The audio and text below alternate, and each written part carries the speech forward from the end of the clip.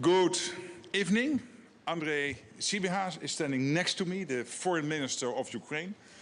Andrii, a warm welcome again to this building, and we will have a dinner tonight with the foreign ministers of all the NATO allies. Let me first say that it is this week that we commemorate 3 years ago the Bucha slaughter by the Russians. And I was in Bucha myself a couple of months later when I visited Kiev, and I spoke with some of the people who survived. And that was extremely impressive, and for me evidence that it will be very difficult ever to deal with the Russians. I commend, of course, the American efforts to break the deadlock. That is important. We have to make sure that whenever a ceasefire or a peace deal is reached, that it is enduring, that it is lasting, because we know that this is not, of course, this is first of all Ukraine, but the world is watching. This is not a regional war, it is a global conflict, because Russia is working together with North Korea, with China, with Iran, and ultimately there is an audience of one which will be judging the outcome of this war, and that is the first Secretary of the Communist Party of China, Mr. Xi Jinping. And he will be watching who comes out on top. Is it Russia or the West? And that will also inform him in his next steps in the Indo-Pacific, I have no doubt. So let's be absolutely clear about it. First of all, Ukraine, but this is a truly global conflict. And when it comes to all the support for Ukraine, I'm happy to also here to remind us that in the first 3 months of this year, 20 billion euros, so that is close to $22 billion US dollars of support, has been committed by NATO allies to send to Ukraine.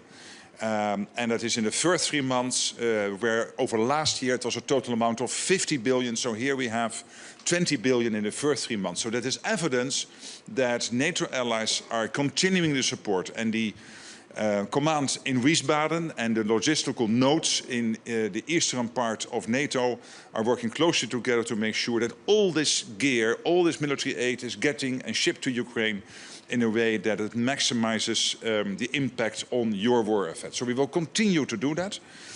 We are with you every step of the way, as you know. And again, thank you for being here. Thank you for willing to update the foreign ministers on the situation in Ukraine. And please, Andrii, if you would share 1 or 2 thoughts with us, it would be great. Dear Mark, dear Secretary General, dear friends, for me it is really important to be here today. Thank you for inviting me. Tonight we have a very important meeting of the NATO-Ukraine Council, and I am deeply grateful to all our allies for their support. And thanks a lot for your valuable remarks. I especially thank you, Mark, for your personal commitment and leadership. I came to NATO headquarters to talk about peace, just, long-lasting, comprehensive peace. How to achieve it and how to sustain it. Ukraine has shown its readiness to achieve peace. We accepted the US proposal for a full interim 30-day ceasefire without any conditions. This proposal is still on the table.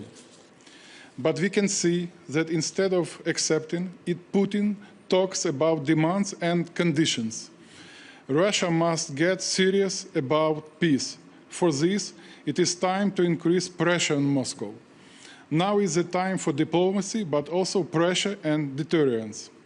While the media attention is on global trade wars, we must not forget there is a real full-scale war going on in Europe. Russia remains an existential threat to Europe. Every single day in Ukraine means Russian bombs, drones, constant missile threats. Hundreds of Shaheds every night. It cannot be ignored, and of course we expect a strong response. Today at the NATO-Ukraine Council, I will focus on self-sufficiency of Ukraine and Europe. Ukraine now spends 26% of its budget on defense. Our defense industry produces millions of drones per year, among other achievements. We are already almost 40% self-sufficient, and we can increase all of these numbers. Modern Ukraine is a guardian of peace and Euro-Atlantic security, not a country only seeking protection. 800,000 Ukrainian soldiers are defenders of Ukraine, but they are also defenders of Europe. They must be well armed. Peace must be well armed. Our defense industry will become the backbone of European defense. Our army is the largest land army in Europe, and our defense technology is one of the most advanced. NATO and Europe must look eastwards and see a strong and committed ally, Ukraine. The question today is not whether Russia wants to attack the rest of Europe. Look at how much resources it puts in its military machine. The question is only, will we be prepared or not? Will we stop Russia in Ukraine and deter in further aggression? Our answer is yes, but only if pressure on Moscow is increased and Ukraine is strengthened. Today I will discuss with allies how to put pressure on Russia to engage in real dialogue. I will also discuss our urgent defense needs and security guarantees for Ukraine, as well as a credible deterrence package. For us, strong and long-lasting guarantees are directly linked to the ongoing peace process and efforts, because without them, Russia will attack again. We remember what Russian occupation brings. 3 years ago, on this day, Ukraine liberated the village of Yagidne.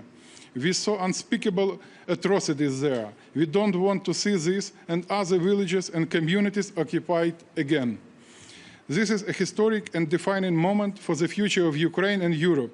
It demands our strength, our commitment, and our unity. And I am certain we can find them. Thank you, Mark, and thank you, Press. Thanks.